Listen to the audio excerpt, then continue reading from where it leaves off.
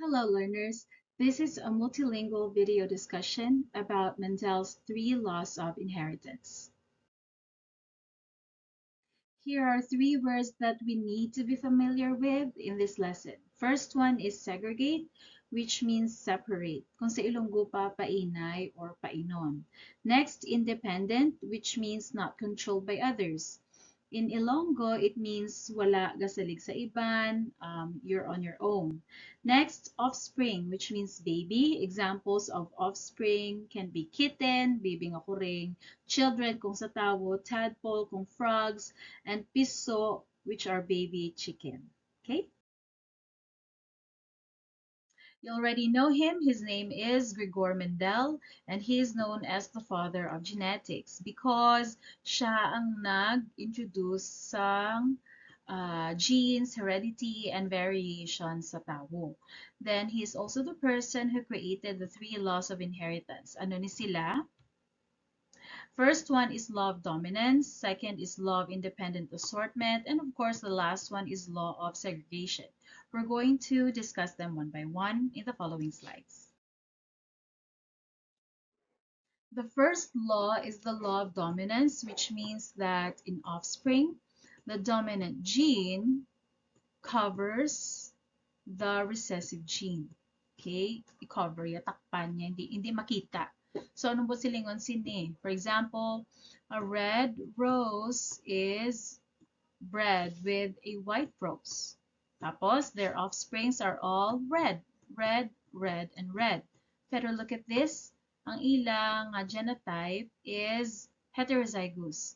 Is a combination of the dominant gene nga red kag ang recessive gene nga white, amo ning small letter R. So, as you can see, miskin ginag-upod ang big nga R kag ang small nga R. Big R is red, small r is white.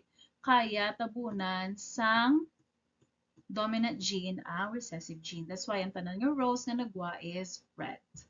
Here's another example. This time shape naman. So, round nga green pea ginbreed sa wrinkled nga green pea. So, although lain-lain ilang color class, the shape are all round. So, as you can see, the dominant gene nga round is able to cover the recessive gene, which is wrinkled. Look at the illustration. A pink lotus flower is bred with a blue lotus flower, giving off 4 pink lotus flowers as offspring. For 5 seconds, answer, what is the recessive color of lotus flowers?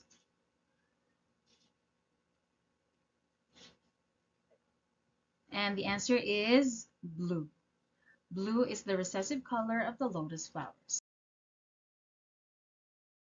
Please refer to this legend to help you answer.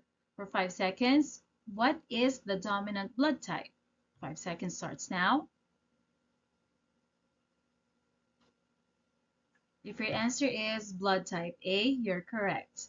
This is blood type A nga lalaki and blood type O nga babayi. All their children are all blood type A. The second law is the law of independent assortment, which means the pair of genes separate from each other, nagbulagay, and is passed to the offspring. Example number 1, this guy is homozygous tall. So his genes would look like that. Kay homozygous siya mo. So, if i-separate ni sila nga duwa, some of the sperm cells will receive this copy, the other sperm cells will receive that copy. Okay, so pero do wala man lain, no? Wala siya actually lain because homozygous siya mo. So, but silingon, miskin diin pa di sa ilang nga duwa, no? Miskin diin pa di sa ilang nga duwa, magkato sa kung diin pa ang sperm cell, it would look the same because homozygous siya. But silingon, parihas nga dominant gene ang ilang nga ipang distribute kay because homozygous siya. Okay? Next example, kung heterozygous naman, like this person, heterozygous tall, amo na itsura sa iya nga genotype. So, if i-separate ni sila nga duwa, some sperm cells would receive the dominant gene, taas nga gene, while other sperm cells would receive ang putot nga gene, which is recessive. So, silingon, this person would produce two kinds of sperm cells. Ang iba nga sperm cells, dalaya taas nga gene.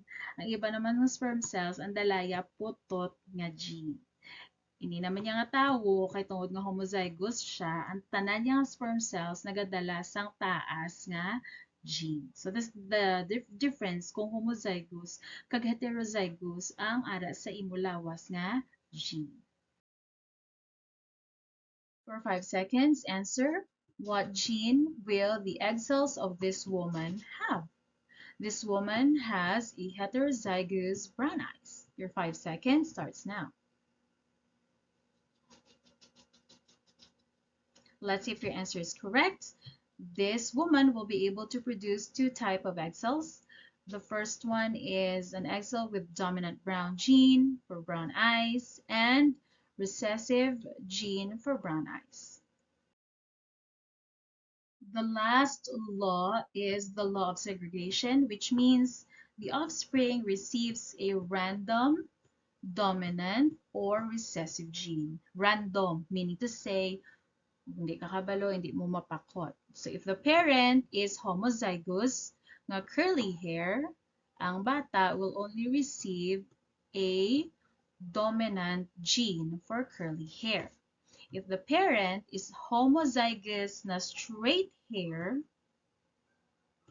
this child will only receive one kind of gene, which is straight hair nga gene. However, if the parent is a heterozygous curly hair, busilingon combination. So, ang isa recessive, ang isa dominant. So, this child randomly will receive either a curly hair gene or a straight hair gene. Hindi mapaktan because the parent is heterozygous. For 5 seconds, answer. What possible gene for height will the baby receive from this man? Your 5 seconds starts now. Let's see if your answer is correct.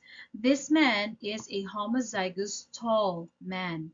So he will only be able to give dominant gene only. Walang ginako kay homozygous. Okay? For 5 seconds, put an X on the homozygous pair of genes. Homozygous meaning parehas recessive or parehas dominant the output. Your 5 seconds starts now. Let's see if you answered it right. Okay, so if those are your answers, you got it right. Kiti sila ni ang homozygous, mo silingon sila ang heterozygous. Okay? For 5 seconds, put an X on the dominant trait. Your 5 seconds starts now. Okay, let's see. Okay. So, black D, subot silingon, siya ang dominant. Tatlo ka short fur, so siya ang dominant. Tatlo ka white, so siya ang dominant. Kag tatlo ka pointy ears, so siya ang dominant. For this activity naman, you're going to put an X on column A or B if it shows the correct alleles that will be produced by the gene. Before I give you 5 seconds, look at example number 1, Anay. So this pair of gene is going to produce one dominant copy and one recessive copy of brown gene. So the answer is one dominant and one recessive. That's why ari diri ang X. You understand? So anong gwa kung bulago ni sila nga duwa? Like that. Like that. Okay? So I'm going to give you 5 seconds to do that. Your 5 seconds starts now.